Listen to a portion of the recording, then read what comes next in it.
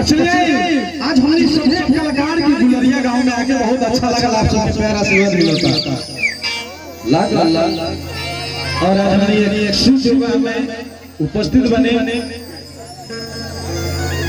और कोरोना के समय में भैया आप लोग जगह दीजिए बंधु, जो महामारी चला था आप लोग जगह दीजिए, वहाँ जाओ।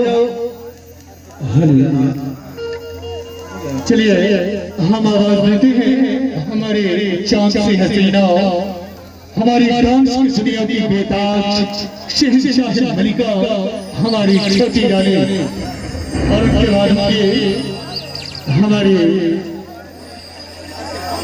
आप लोग जरा हेलो। आज हमारा साथ में आप सब जन गाना सुना सुनिए, आप सब सभी गाना के प्यार आशीर्वाद मिलता, हर एक गाना के प्यार मिलता। जन की राइटर भी हमारे साथ चल बजे राइटर थारू जी। चलिए और हम चाहे कि थारू जी खातिर जोरदार ताली बजाओ बाबा से हेलो। ये है राइटर थारू जी और मां सरस्वती की कृपा से इनका लेखन बहुत ही अच्छा और ऐसे ही और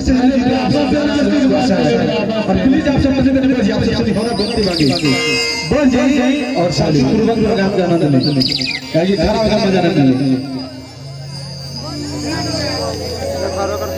लगाओ लगाओ ए अर्जुन भाई भैया गाँव के सब आशीर्वाद दे।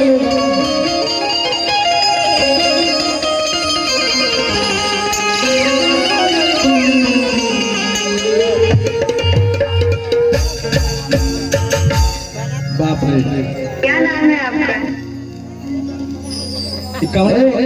अवधेश बाबू। देख रहे 4 आदमी